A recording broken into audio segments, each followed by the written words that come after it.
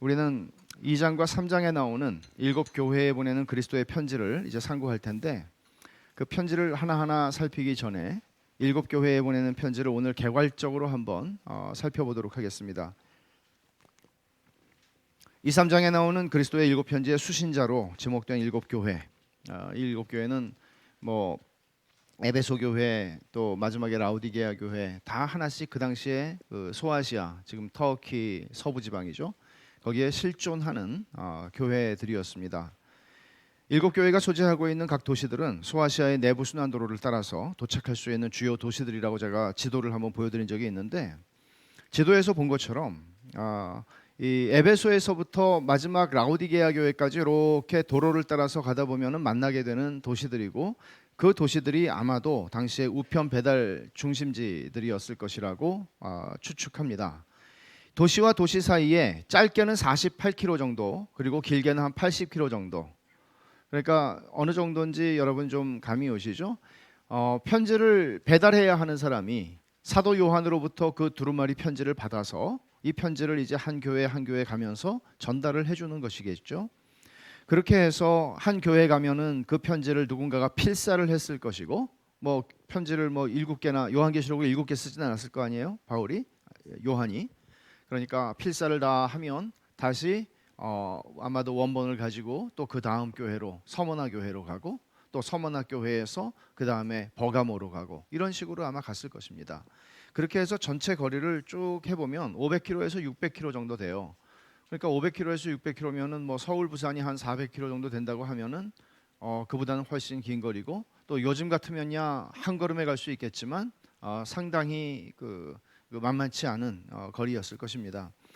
이 교회들이 실제 하는 교회들이었다는 사실은 이 편지에서 다루는 내용들에서 더 확실해지는데, 1세기 말에 로마 황제를 신으로 숭배하게 하는 압력이 점점 거세어졌고, 이제 그런 문제들이 다루어지죠. 또 헬라 종교들이 나옵니다. 또 핍박과 환란의 현실, 이단의 위험, 그리고 세상과 타협하는 문제들, 이런 것들이 쭉 그 편지들의 내용들에서 나오는 걸 보면 이건 분명히 실제 하는 교회들에게 보내는 편지였다는 것은 분명합니다. 7교회가 당시 소아시아에 있던 모든 교회들은 다 아닙니다. 골로새 교회라든지 히에라볼리 교회라든지 뭐 드로아 교회라든지 이런 여러 교회들이 더 있었지만, 이 모든 교회들을 다 하나하나 이 교회 소외되면 어떡하지? 사실 그런 생각을 했다기보다는 이 묵시 문학이라고 하는 것의 특징, 상징을 많이 씁니다. 상징을 많이 쓰는데 그 가운데에는 숫자의 상징들이 상당히 많아요. 근데 그 숫자의 상징으로 7교회라고 한 것은 분명히 모든 시대의 모든 교회들을 의도하고 쓴 편지일 것이라고 이해할 수 있을 것입니다. 하지만 이렇게 보면서도 이것을 소위 이제 신학에서, 특히 종말론에서 세대주의라고 하는 그 해석, 세대주의라는 그 해석학파가 있는데, 세대주의, 고전적인 세대주의, 나중에 조금씩 변형이 돼요. 근데 고전적인 세대주의는 어떻게 이 7교회를 이해하는가 하면, 에베소 교회부터 라우디게아 교회까지 7개의 교회인데, 교회 역사 2000년을 7으로 나누어서 이게 그 시대의 교회상을 반영한다고 순서별로 그렇게 이해를 하는 것입니다. 가령 첫 번째 교회인 에베소 교회는 1세기의 초대교회를 보여준다는 것입니다. 1세기의 초대교회는 사도들로 말미암아 복음을 듣고 부흥을 경험했고, 그렇지만 1세기 말로 가면서 그들은 에베소 교회가 그랬듯이 처음 사랑을 버리고 뜨거움이 식어지고 그런 일들을 이제 경험하기 시작한 것이죠.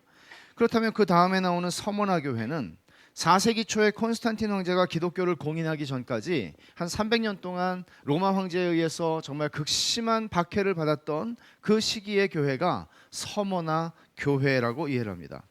그 다음에 버가모 교회는 콘스탄틴 황제가 기독교를 인정해주고 나서 이제 4세기 5세기를 지나가면서 교황권이 형성이 되는데, 이 교황권이 형성이 되면서 이제 중세 교회의 기초가 생기죠.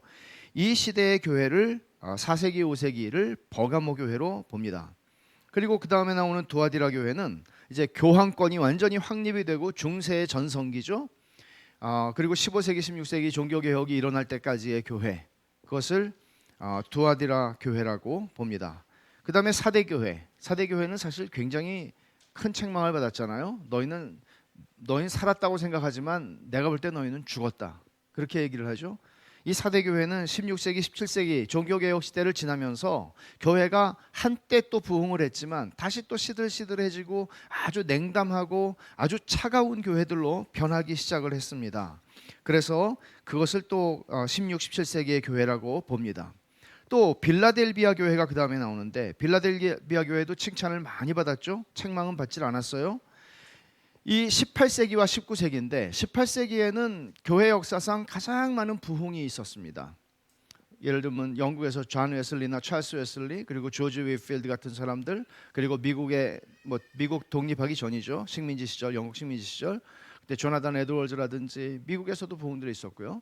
이런 많은 부흥의 역사들과 함께 19세기에는 어떤 일들이 일어났나 하면 19세기에는 기독교라고 하는 것이 소위 유럽의 종교가 아니라 기독교가 19세기에는 글로벌한 종교가 됩니다. 19세기 말에 이 문을 꼭꼭 닫아 잠근 아니죠. 조선이죠. 조선까지도 복음이 전해졌으니까 이거는 다 들어갔다는 얘기죠. 전 세계에 복음이 다 들어가게 됩니다.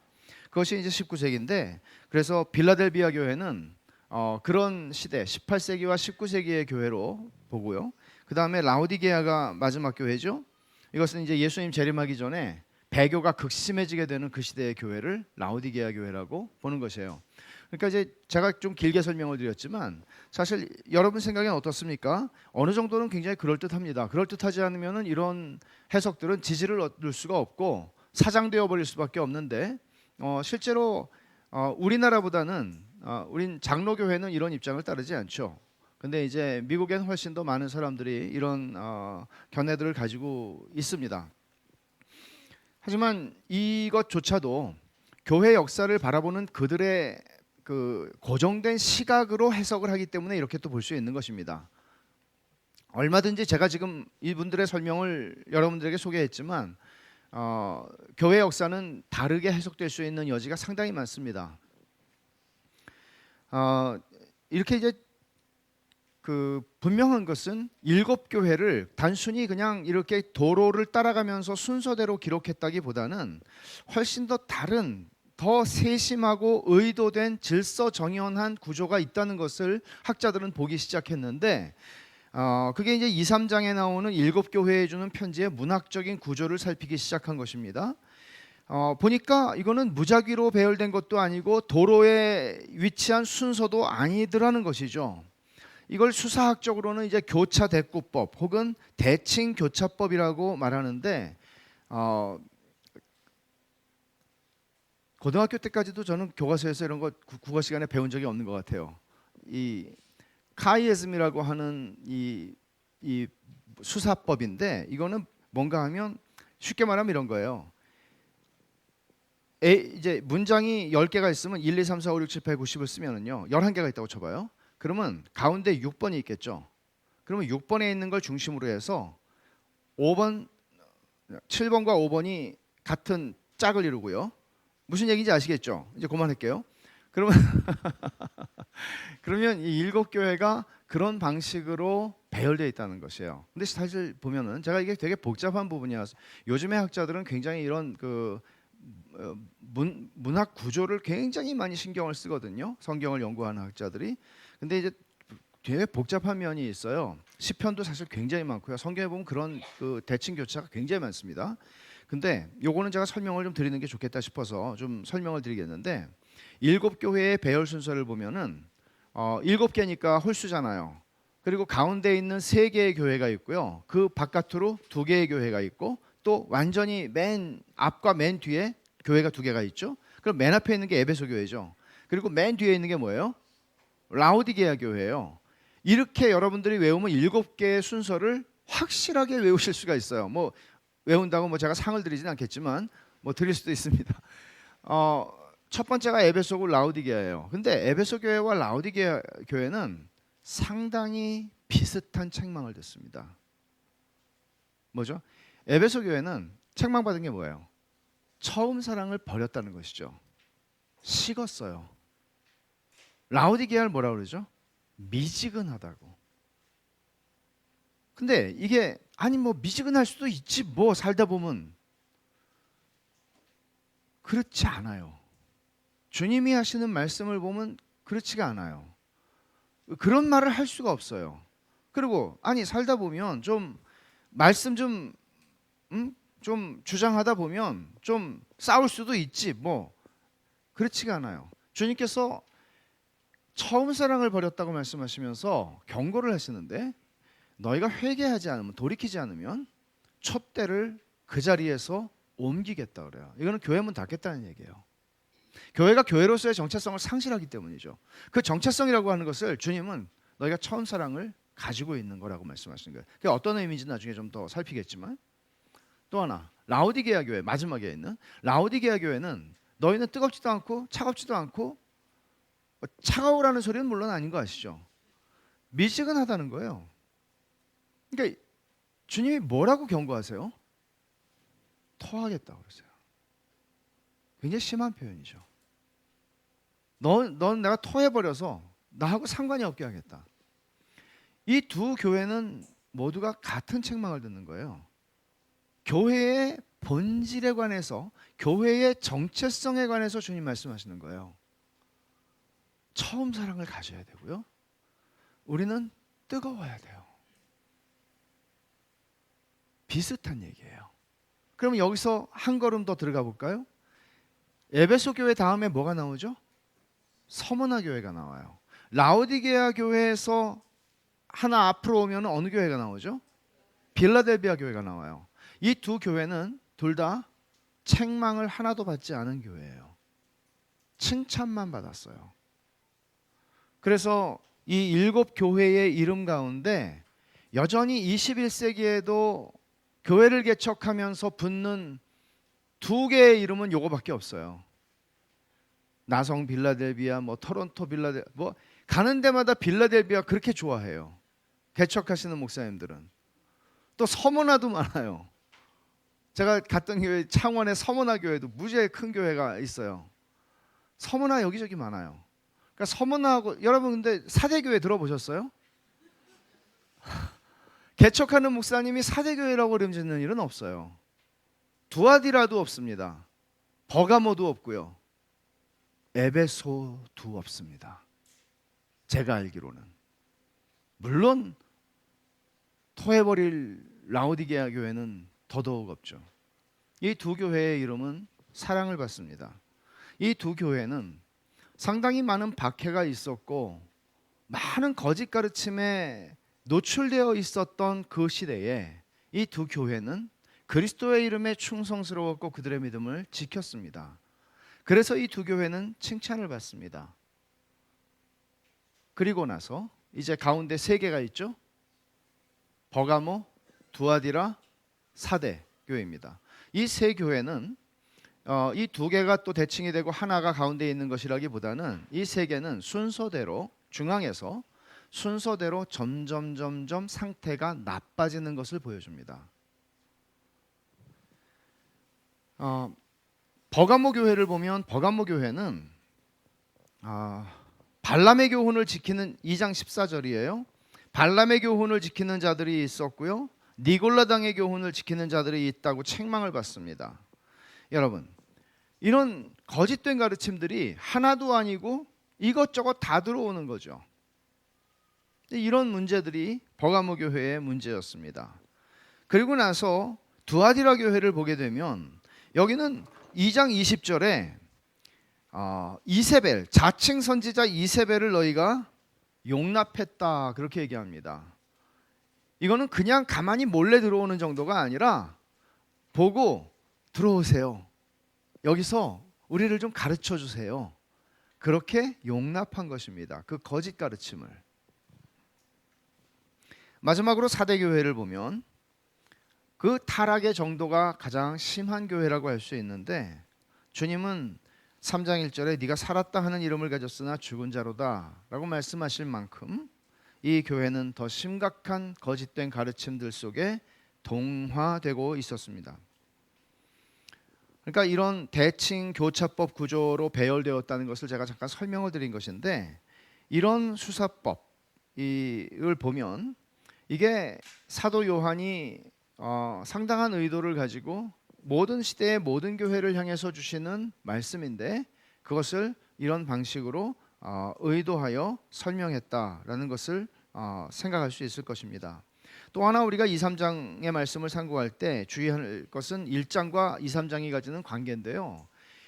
보통은 요한계시록에서 제일 해석에 난해함이 없다고 여겨지는 본문이 2장과 3장이에요. 왜냐하면 여기는 알아들을 만한 이야기들이거든요, 정말로.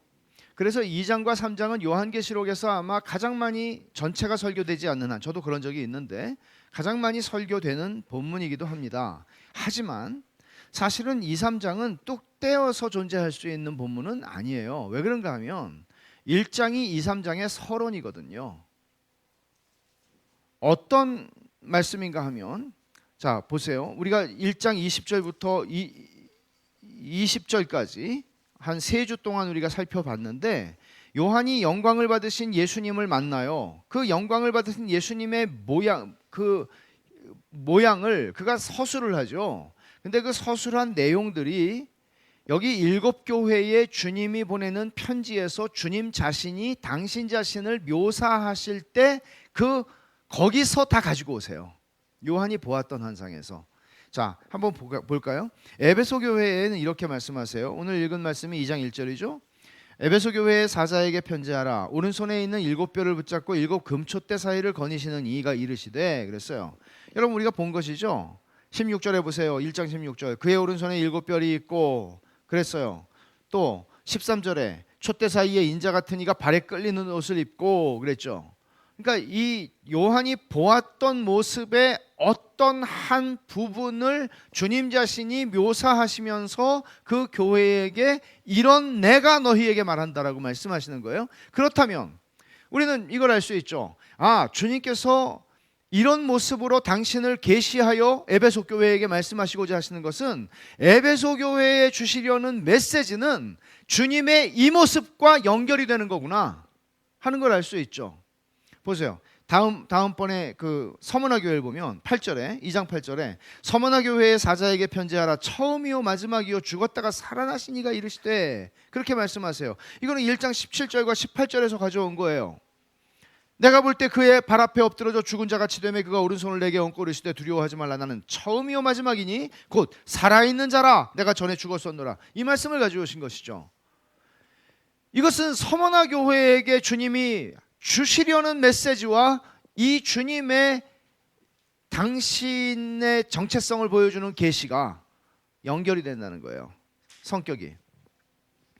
버가모 교회는 어떻습니까? 2장 12절을 보면 버가모 교회의 사자에게 편지하라. 좌우에 날성검을 가지신 이가. 뭐가 생각나십니까? 주님의 입에서는 뭐가 나온다고 그랬죠? 16절에 1장 16절에 그의 입에서는 좌우에 날성검이 장검이 나오는 거예요. 근데 여기서는 지금 그렇게 말씀하고 계시죠. 버가모 교회를 향해서 좌우에 날성검을 가지신 이가. 그 다음에 18절을 보시면 2장 18절 두아디라 교회의 사자에게 편지하라. 그 눈이 불꽃 같고 그 발이 빛난 주석과 같은 하나님의 아들이 이르시되. 역시 우리가 본 것입니다. 그 다음에 3장 1절을 보십시오. 사대교회의 사자에게 편지하라. 하나님의 7 영과 7 별을 가지신 이가 이르시되. 이 부분은 7 별을 가지셨다는 것은 앞에 에베소 교회에서도 나온 것이지만 7 영이라고 하는 말씀은 더 앞에서 나왔죠. 4절을 보시면 1장 4절에 요한은 아시아에 있는 7 교회에 편지하노니 이제도 계시고 전에도 계셨고 장차 오시리와 그의 보좌 앞에 있는 7 영과 라고 했어요. 그러니까 여기서 삼위 하나님을 묘사하면서 삼위 하나님이 너희들에게 은혜와 평강을 주시는 원천이 되신다는 걸 설명할 때 성령님을 묘사할 때 7 영이라고 표현을 했고 이것이 스가랴서에 있는 말씀과 연결된다는 것을 제가 전에 말씀을 드렸는데 여기서도 역시 그것을 지금 7 별을 붙잡고 있는 예수님과 연결시켜서 7 영과 7 별이라고 지금 얘기를 한 것입니다. 그 다음에 빌라델비아 교회를 보면 3장 7절에 빌라델비아 교회의 사자에게 편지하라. 거룩하고 진실하사 다윗의 열쇠를 가지시니 곧 열면 닫을 사람이 없고 닫으면 열 사람이 없는 그가 이르시되 이랬어요. 열쇠 뭐가 생각나십니까?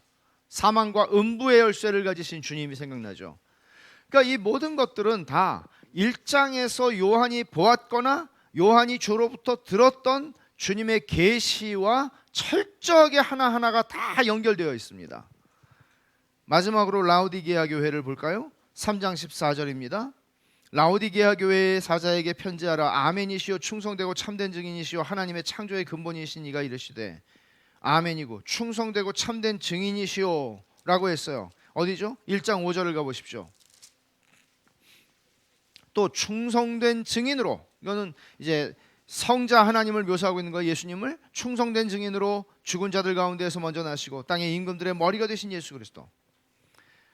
이런 방식으로 주님께서는 편지의 발신자로서 주님이 각 교회에 주시는 편지거든요.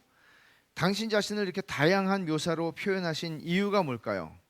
그것은 복선입니다. 일종의. 이제 이 메시지가 어떤 메시지를 주실지가 이 말씀 안에 사실은 담겨 있는 거죠. 그래서 2, 3장 7교회에 보내는 편지는 사실은 1장에서 요한이 보았던 환상으로부터 나오는 말씀들이라는 것을 아시고 이게 연결된 본문들이라는 것이죠. 자, 이제 7교회에 보내는 주님의 편지 안에서 우리가 발견할 수 있는 어떤 패턴이 있는데 그건 뭔가 하면 똑같진 않아요, 형식이. 그러나 굉장히 그 형식이 있어요. 똑같은 패턴으로 가는. 그게 뭔가 하면 처음에 나오는 게 이거죠. 2장 1절을 아까 다시 한번 읽어보면 에베소 교회의 사자에게 편지하라. 그리고 이제 주님이 누구신지 7별을 붙잡고 계시다 이 얘기를 했어요. 그러면 이제 수신자를 제일 먼저 얘기합니다. 수신자. 에베소 교회의 사자에게 편지하라 그랬어요. 엄밀하게 말하면 에베소 교회에게 편지하라 그러면 되는데 에베소 교회의 사자에게 편지하라. 사자라는 게 지지난주에 제가 말씀드렸죠. 앙겔로스라고 그래요. 헬란 말로는 앙겔로스. 그러면 뭐가 생각나요? 영어 단어? 엔젤. 천사예요. 앙겔로스예요. 근데 천사라는 의미가 있지만 또 하나는 메신저. 그러니까 심부름꾼, 메시지를 전달하는 사람, 또는 이런 의미에서 그 교회의 목회자들을 가리키는 말이기도 해요. 그러니까 이 크게 보면은 이건 천사를 의미하는 것이라고 보는 분들이 있고 또 하나는 이것은 교회의 목회자들을 가리키는 말이라고 보는 분들이 있다고 제가 설명을 드렸잖아요. 근데 에베소 교회의 사자에게 편지하라 그랬을 때 에베소 교회의 천사, 이 천사는 어떤 의미로 천사를 얘기하나 하면 천사를 주장하는 분들은 하늘에 이 교회를 담당하는 천사가 있을 것이라는 유추가 있는데 그걸 강하게 말하지는 않죠. 왜냐하면 성경이 그걸 강하게 말하고 있지 않으니까. 그렇지만 이제 그런 생각들을 한단 말이에요. 기분은 좋을 수 있죠. 예를 들어서 여러분 개인으로도 그렇고 우리 교회로도 그렇고 베샬롬 담당 천사가 계신 거죠, 저기. 세요, 그분이. 근데 그런 차원으로 하기는 좀 어렵고 오히려 그 교회의 목회자들에게 전달하라고 요한 사도가 명시적으로 에베소 교회에 김 목사에게 전달해 이렇게 하는 의미로 받아들이는 것이 자연스럽기도 하지만 또 하나 목사가 가진 사명은 자기가 소설을 써서 재미있는 소설을 들려주는 것이 아니라 아주 멋진 에세이를 써서 에세이를 발표하는 것이 아니라 주님의 편지이고 하나님의 말씀인 성경을 하나님의 백성들에게 읽어주고 그 말씀의 의미를 밝히 드러내는 것이 목사가 가진 가장 중요한 사명이라면 목회자가 가진 그렇다면 그런 의미에서 이것을 에베소 교회의 사자에게 편지하라고 한 것은 얼마든지 목회자로 이해하는 것이 문제가 있지 않습니다. 그렇게 이제 수신자가 나오죠. 그 다음에는 발신자가 나옵니다. 그것이 이제 이러이러한 분이 이르시되 그런 말씀입니다. 주님의 정체성에 대한 묘사가 다양하게 요한이 본 환상을 반영하는 모습으로 나옵니다. 세 번째는 본론으로 들어가게 되는데 여기에는 칭찬이 있고 책망이 있습니다. 물론 서머나 교회와 빌라델비아 교회는 칭찬만 들었습니다. 또 책망만 들은 교회들이 있습니다. 칭찬과 책망이 나오고 그리고 경고가 함께 나옵니다. 이런 거죠.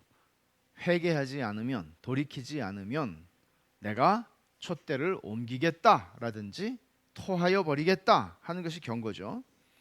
이제 이런 경고가 굉장히 무섭게 나와요. 그 다음에 이제 결론부로 가게 되면 빠지지 않고 나오는 게 뭔가 하면 경청하라는 명령입니다. 뭐죠? 2장 7절을 보십시오. 귀 있는 자는 성령이 교회들에게 하시는 말씀을 들을지어다 그랬습니다. 그리고 그 뒤에도 또 뭐라고 썼는데, 이 귀 있는 자는 성령이 교회들에게 하시는 말씀을 들을지어다라는 말씀은 7교회의 공이 동일하게 이 말이 있습니다. 근데 이제 위치는 조금씩 달라요. 여기서는 귀 있는 자는 들을지어다 하는 뒤에 한마디 더 하셨는데, 그 뒤에 4개의 교회는 맨 마지막에 귀 있는 자는 들을지어다 그렇게 나옵니다. 그리고 마지막 격려와 약속입니다. 격려는 무슨 격려겠어요? 인내하라, 믿음을 지키라. 그리고 약속은 이기는 자에게는, 끝까지 믿음을 지키는 자에게는 이라고 말씀하시는 부분이 이제 약속입니다. 상급을 약속하시는 것이죠. 이런 이제 7교회에 대한 개괄적인 우리가 이해를 좀 하는 것인데, 이 말씀을 한번 적용적인 교훈을 한번 생각을 해보죠. 여기에 7교회에 주시는 말씀 모두에 공통적으로 이걸 한마디로 뭐라고 말할 것인가? 한마디로 말한다면 우리는 한마디로 이렇게 말할 수 있는데, 여기는 모든 시대의 모든 교회에게 주시는, 벳샬롬 교회를 포함하여 주시는 주님의 그리스도께서, 교회의 머리고 교회의 주인이신 그리스도께서 우리에게 주시는 항구적인, 있다 말다 한때 있고 이런 게 아니라 항구적인 명령이 있습니다. 이것을 제임스 해밀턴이라고 하는 신학자는 이렇게 정리를 했습니다. 하나님의 영광을 위하여 예수님께서는 복음을 위해 열심을 내고 거짓 가르침을 거절하고 복음에 합당한 방식으로 살라고 모든 교회에게 명령하셨다. 잠깐 따져보죠. 하나님의 영광을 위하여라고 그랬습니다. 이것은 궁극적인 목적 그리고 존재 이유를 말하는 것입니다. 모든 것의 목적은 하나님의 영광입니다. 교회의 성장이 교회의 목적이 되면 안 됩니다. 교회를 유지하는 것이 교회의 목적이 아닙니다. 교회당을 짓는 것이 교회의 목적이 아닙니다.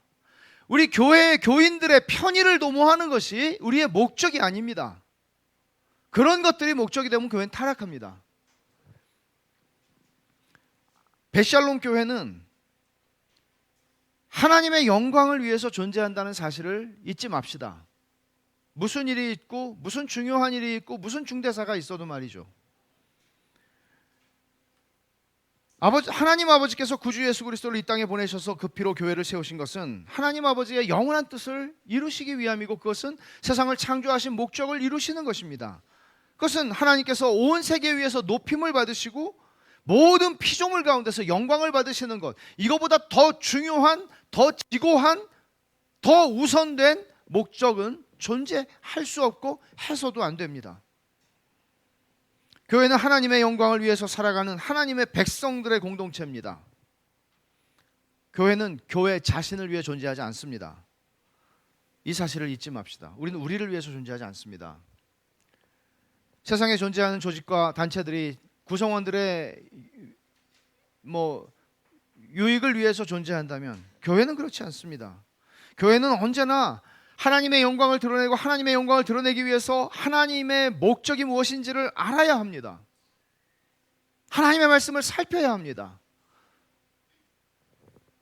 그런 의미에서 저는 오늘날 그것이 좌가 되었던 우가 되었던 목사들이 강단에서 하나님의 말씀을 전하지 않고 정치적인 이야기들을 하고 자신의 정치적인 해석과 역사 이해를 강요하고 교인들을 거리로 내모는 것은 타락이라고 이해합니다. 명백한 타락입니다. 그가 누가 되었든지 말입니다.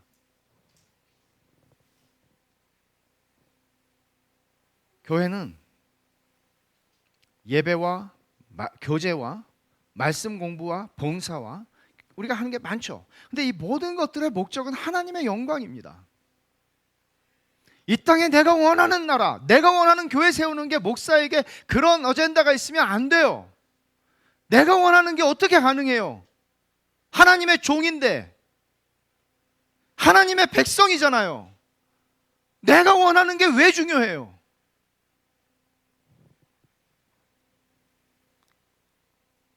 여러분의 직장, 일, 공부가, 여러분의 인생이 모두 하나님의 영광을 위해서 존재합니다. 가을에 새 커플이, 우리 청년들 결혼해요.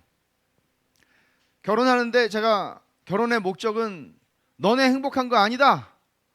제가 틈만 남은 얘기를 하는데 잘 들었는지 모르겠지만, 더 행복해지려고 결혼하는 거 아니다. 결혼의 목적은 하나님의 영광이다. 그렇게 생각 안 하니까요. 교회 다니는 사람들도 인정 안 하니까요.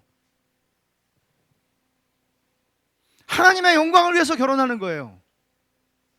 우리가 자식들 교육시키고 그렇게 애쓰고 그렇게 애들도 힘들고, 애들 힘든 데다가 우리 더 그냥 부모들도 애쓰면서 애들 공부시키고 교육시켜요. 왜? 좋은 대학 보내려고, 인생 편하게 살게 하려고. 아니요. 그렇다면 여러분 회개하세요.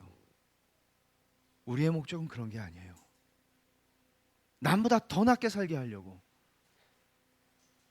그리스도인은 그렇게 살지 않아요. 하나님의 영광을 위하여.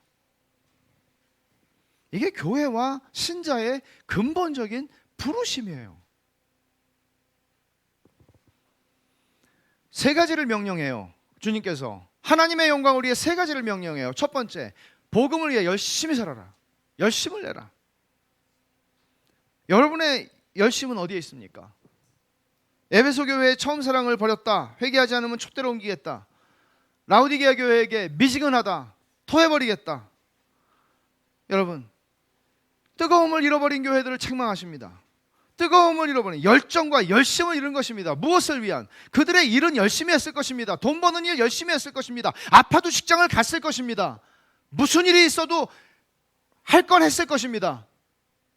그러나 복음은 그렇지 않습니다.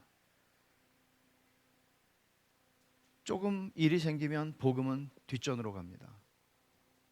조금만 분주하거나 조금만 어떤 중요한 것들이 있다면 예배는 얼마든지 빠질 수 있는 것이 되었습니다. 복음을 위한 뜨거움과 열정과 열심이 어디 있느냐고 묻는 것입니다. 정말 힘이 없는 게 아니죠. 정말 열심이 없는 게 아니죠. 복음에 대해서 열심을 내라고 주님은 말씀하시는 것이죠. 이것은 최소한 지옥에 가지 않을 만큼의 최저선을 지키면서 신앙생활을 하는 것을 말하는 게 아닙니다. 그런 건 없습니다. 지옥 가지 않을 만큼. 하나님께서 설마 날 모른다고 그러셨어? 거의 1년에 예배 과반수로 나왔는데. 복음을 위해 열심을 내라는 것은 목사의 잔소리가 아닙니다. 그리스도의 명령입니다. 그리스도의 명령입니다. 베샬롬 교회는 복음을 위해서 뜨거운 열심을 가진 교회가 되라는 것입니다. 하나님의 영광을 위해서 주님이 두 번째 명하시는 것은 무엇인가 하면, 그리스도께서 거짓 가르침을 경계하고 물리치라는 것입니다. 우리는 거짓 가르침이 난무하는 시대에 삽니다. 신천지 같은 이단만이 아닙니다. 멀쩡한 교회 안에 들어온 거짓 가르침이 얼마나 많은지, 번영신학이라고 하는 암덩어리는 지금 대한민국의 거의 모든 교회의 강단들을 지배하고 있습니다. 버가모, 두아디라, 사대교회들처럼 너무나 많은 거짓 가르침과 교훈들이 교회 안에 버젓이 들어와서, 또 그런 거짓 가르침들을 원하는 많은 사람들에게 그들을 실망시키지 않기 위해서 그런 메시지를 수없이 많은 사람들이 합니다. 사대교회는 살았다 하나 죽었다. 주님이 그렇게 말씀하시는 것이죠. 20세기 중반에 필라델피아 제10 장로교회라고 하는, 지금도 유서 깊은, 정말 제가 굉장히 궁금한 교회가 있어요. 어떻게 이 교회는 100년 이상 동안 그렇게 탁월한 목회자들이 대를 이어서 목회를 할 수 있을까? 필라델피아 제10 장로교회를 목회하셨던 도널드 그레이 반하우스라고 하는 목사님이 계셨습니다. 1960년대에 아마 돌아가신 것으로 알고 있는데, 그분이 이런 이야기를 했습니다. 이런 아주 도발적 상상을 하셨는데, 사탄이 한 도시를 완전히 장악하면 어떤 모습일까? 생각해 보십시오. 사탄이 광주를 장악하면 어떻게 될까요? 완전히 장악하면. 그는 이렇게 이야기합니다. 사탄이 필라델피아를 장악한다면 술집은 모두 문을 닫을 것이고 도색물들, 포르노그래피, 자취를 감출 것이다. 깨끗해진 거리는 서로 웃음을 머금은 보행자들로 가득해질 것이다. 저주와 악담이 사라질 것이다. 교회는 문전 성시를 이룰 것이다. 그러나 교회에서는 그리스도가 선포되지 않을 것이다. 우리는 지난 30년 이상 이런 한국 교회를 많이 봐왔습니다. 교회는 넘쳐났고 교회들은 예배당을 더 크게 짓기 시작했고 지어왔습니다. 그리스도가 없습니다. 그리스도 없는 그 자리는 거짓된 가르침이 채울 것입니다. 여기에는 기만적인 요소가 있죠. 도널드 그레이 바나우스가 상상한 것에는 기만적인 요소가 있다는 것입니다. 그분이 기만적이라는 것이 아니라 사탄의 기만적인 요소가 있다는 것입니다. 교회가 예배당 짓고요, 수많은 프로그램들이 돌아가고요, 많은 사람들이 붐비고요, 성장하는 것 같습니다. 누구도 부인할 수 없습니다. 신이 납니다. 붕붕붕붕 떠 있습니다. 그러나 그리스도가 없습니다. 복음이 선포되지 않습니다. 우린 주님이 허락하신 베샬롬 교회를 섬기면서 늘 이것을 조심합시다. 거짓 가르침을 경계하고 물리치는 것이 한편에 있다면 또 다른 한편으로는 우리는 참된 복음의 가르침에 천착해야 합니다. 마지막으로 하나님의 영광을 위해서 주님이 교회에게 명령하시는 세 번째 명령입니다. 복음에 합당한 방식으로 살아가라 하는 것입니다. 교회의 삶과 가정의 삶이 분리되어 있습니다. 교회에서는 야, 집사님 좋으시겠어요. 이런 분하고 사셔가지고 살아보세요. 그렇게 얘기한다는 거 아니에요? 천사와 악마가 공존하는 인격. 교회에선 천사, 집에서는 악마. 교회에서는 경건한 사람, 직장에서는 음란한 사람. 얼마나 많습니까?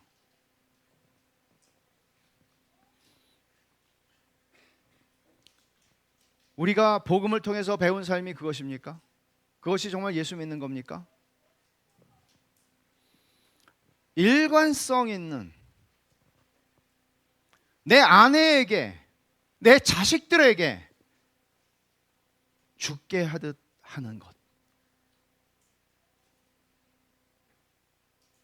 그리스도인입니다. 군림하지 않는 것입니다.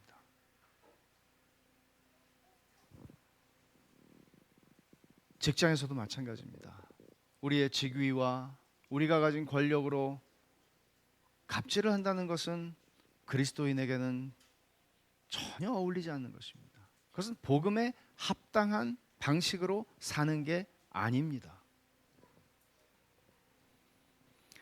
복음은 복음의 원리와 은혜가 지배하는 삶이어야 되고 그것은 일관되어야 합니다. 복음은 하나의 가르침도 아니고 하나의 지적 체계도 아닙니다. 복음은 믿는 자를 구원하는 하나님의 능력이고요, 복음은 믿는 자를 거룩하게 변화시켜가는 하나님의 능력입니다. 이 복음을 믿는다는 것은 우리가 그 복음의 능력에 노출되고 복음의 능력에 의해서 우리가 변화된다는 것입니다. 이렇게 주님은 하나님의 영광을 위해서 세 가지를 우리에게 명령하셨습니다. 복음을 위해서 열심을 내십시오. 아니, 주님이 명령하는 거니까 내십시오 이렇게 하지 마. 복음을 위해 복음을 위해서 열심을 내라. 두 번째 뭐예요? 거짓 가르침을 경계하고 물리쳐라. 세 번째 뭐죠? 복음에 합당한 방식으로 살라 하는 것입니다.